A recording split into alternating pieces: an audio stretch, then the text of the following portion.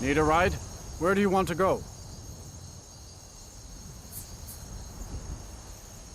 Climb and back and we'll be off. Nice weather for a ride. Hope it lasts.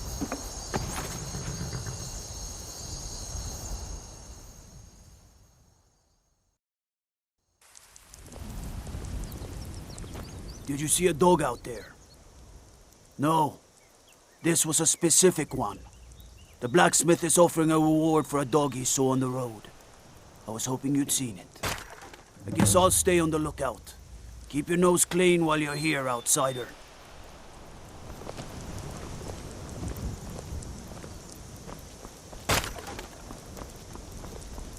Unless you intend to bury someone, this isn't the place you're looking for, traveler.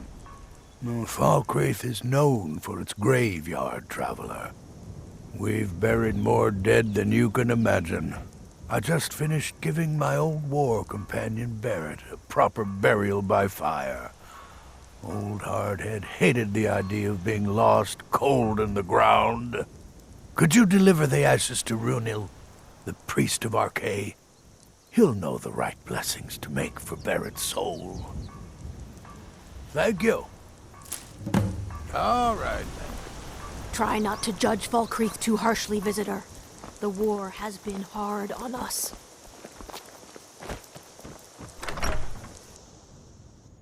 I can't believe we let provincials like you wander Skyrim. Well met. Unlike my brother, I've no dislike of strangers. Met lots of them while I was a Stormcloak. Trinkets, odds and ends, that sort of thing.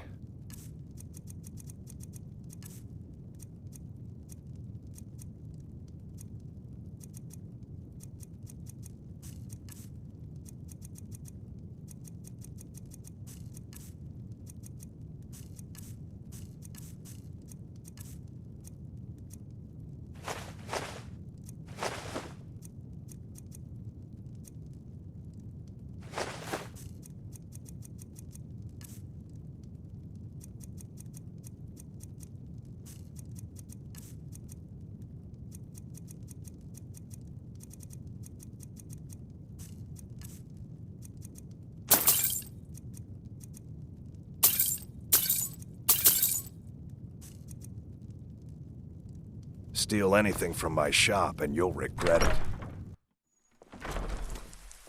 Can I get you something?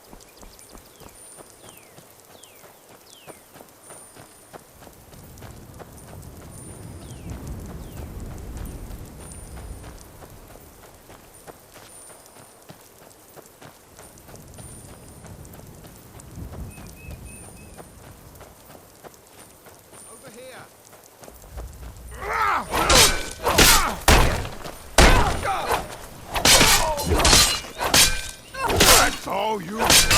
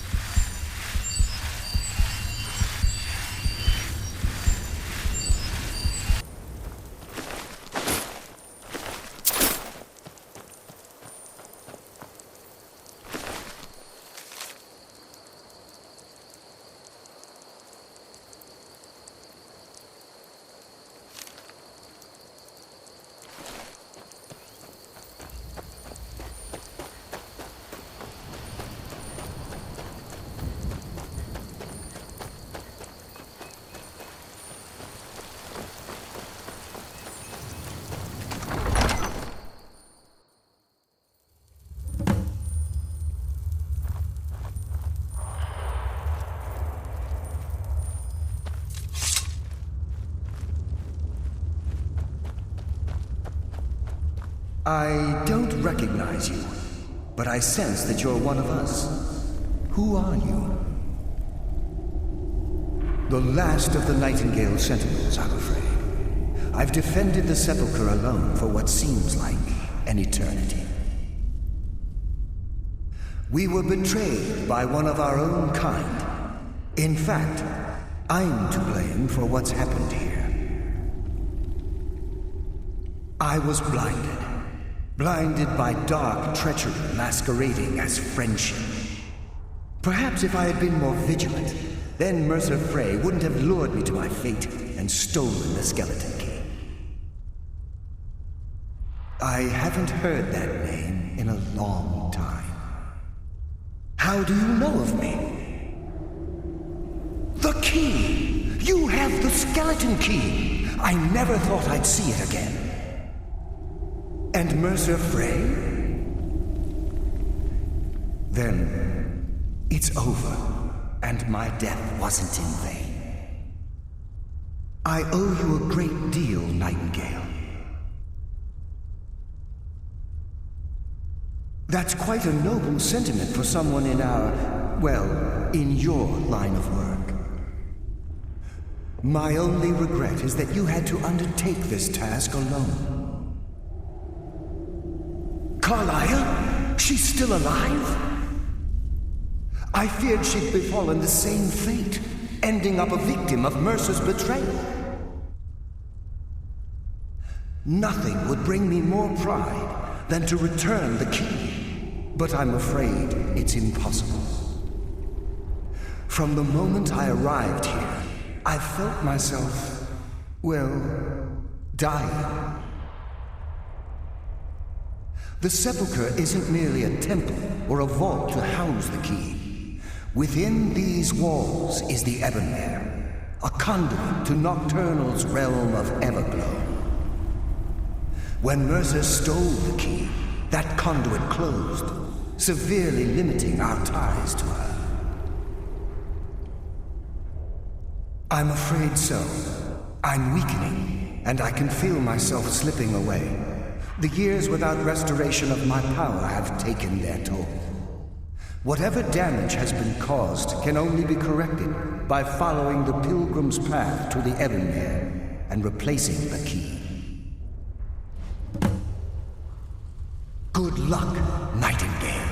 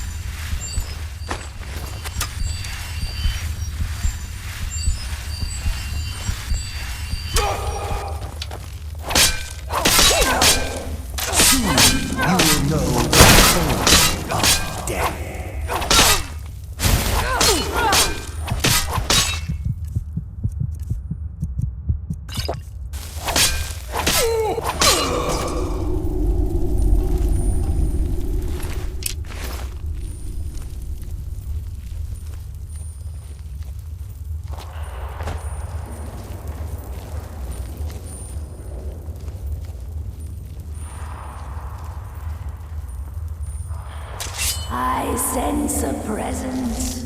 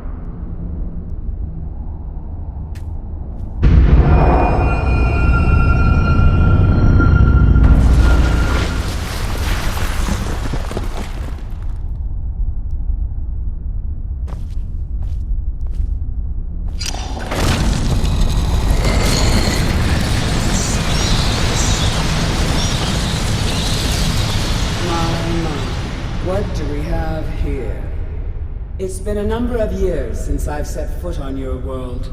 Or perhaps it's been moments. One tends to lose track. So, once again, the key has been stolen, and a champion returns it to the sepulchre. Now that the Ebonmere has been restored, you stand before me awaiting your accolades. A pat on your head, a kiss on your cheek. What you fail to realize is your actions were expected and represent nothing more than the fulfillment of your agreement. Don't mistake my tone for displeasure. After all, you've obediently performed your duties to the letter. But we both know this has little to do with honor and oaths and loyalty. It's about the reward, the prize. Fear not. You'll have your trinkets, your desire for power, your hunger for wealth.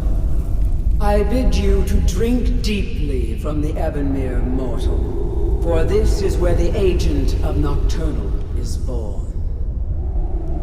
The oath has been struck, the die has been cast, and your fate awaits you in the Everglow. Farewell, Nightingale. See to it the key stays this time, won't you?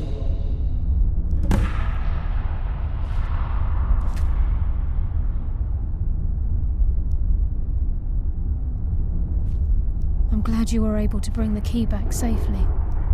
Nocturnal seemed quite pleased with your efforts. I wouldn't take that to heart. It's her way.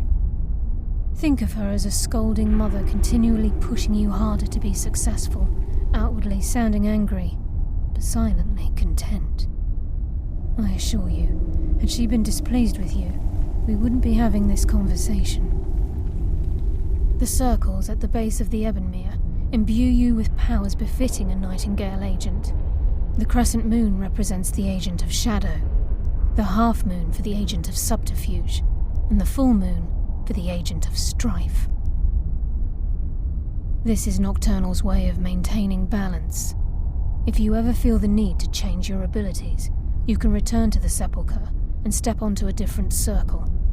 Be warned that once you've chosen, you can't reselect for at least a day. Now, your life as a Nightingale begins. Should the need arise, you'll be summoned to the sepulchre in order to defend it. The Guild has welcomed me back with open arms.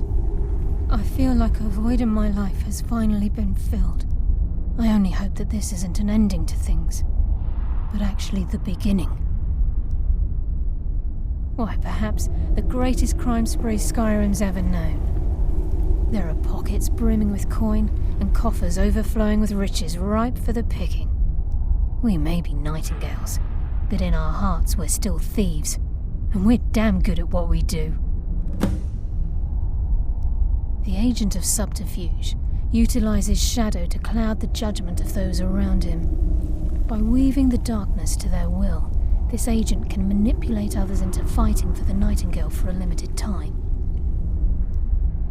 This agent of strife can send forth a tendril of pure darkness into the heart of another, causing great injury to them. At the same time, this tether will bolster the agent's own life force, making him stronger.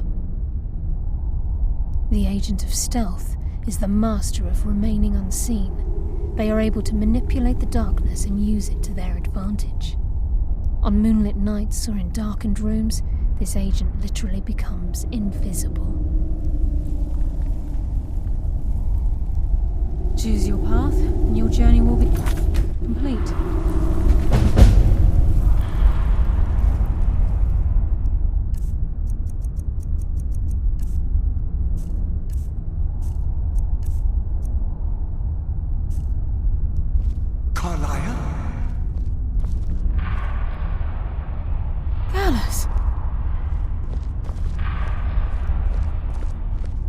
I feared I would never see you again.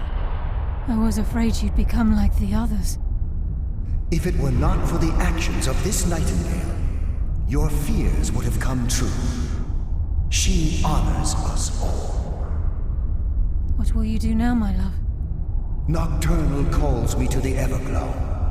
My contract has been fulfilled. Will I ever see you again? When your debt to Nocturnal has been paid, we'll embrace once again. Farewell, Gallus. Eyes open. Walk with the shadows. Goodbye, Carlyle.